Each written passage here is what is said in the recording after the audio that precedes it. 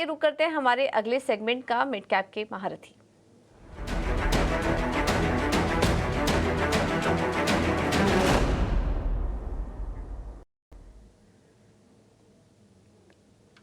और हमारे साथ गौरांग जी आज वापस से जुड़े हैं। Gaurang ji, thank you so much ET Now Swadesh को समय देने के लिए। थोड़ी देर पहले सुबह ही आपने एचजी इंफ्रा पर खरीदारी करने की सलाह दी थी। और इस सेगमेंट की बात करें मिड कैप स्पेस में, तो कहाँ पर फोकस है आपका? लॉन्ग टर्म के लिहाज से किधर नजर रखनी चाहिए? धन्यवाद आपका। आपको सभी को प्रणाम और शुभ दिन हमारे तरफ से। तो रियल एस्टेट सेक्टर में एक कंपनी है प्रेस्टीज एस्टेट्स पूजा, इस पर हमने खरीदारी की राय काफी लंबे समय से बरकरार रखी है। और जिस प्रकार से पूरा परिवर्तन हो रहा है रियल एस्टेट क्षेत्र में, हमें लग रहा है कि और सरकार की तरफ से भी अगर आप देखने जाए तो जब बही खाता पूरे देश का माननीय वित्त मंत्री श्रीमती निर्मला सीतारामन जी ने पिछले महीने बजट के रूप में हमारे और आपके सामने पेश किया था, तो वहां पर निर्माण कार्य, affordable housing, housing for all, नई योजनाएं शुरू की थी। तो प्रेस्टीज एस्टेट्स पर खरीदारी है।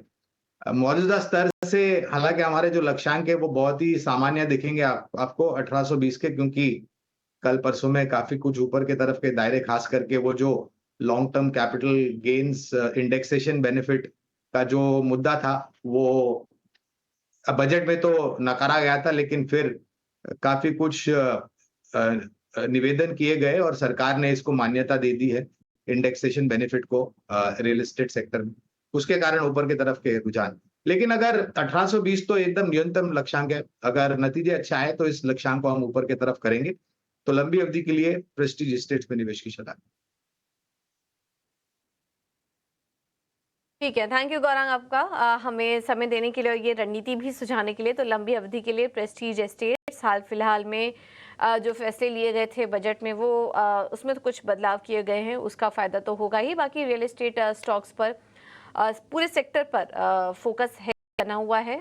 इस पूरे साल यहाँ पर फायदा हो सकता है इस पूरे सेक्टर को, और ऐसे में प्रेस्टीज एस्टेट्स पर आप नजर रखिए। एक साल के लिए 1820 का लक्ष्य। जी, अब आगे बढ़ते हैं, कुछ और स्टॉक्स पर भी चर्चा कर लेते हैं। और आज हम देख रहे हैं कि बॉम्बे बर्मा में भी शानदार तेजी है नतीजों के चलते। 156 करोड़ के घाटे के मुकाबले कंपनी को 222 करोड़ का मुनाफा हुआ। बीबीटीसी ये स्टॉक अब 4.5% ऊपर कारोबार कर रहा है नतीजों के बाद। आयुष जी, आप क्या सलाह देंगे? स्टॉक से निकल जाएं मुनाफा बुक करके, और अभी बने रहना चाहिए?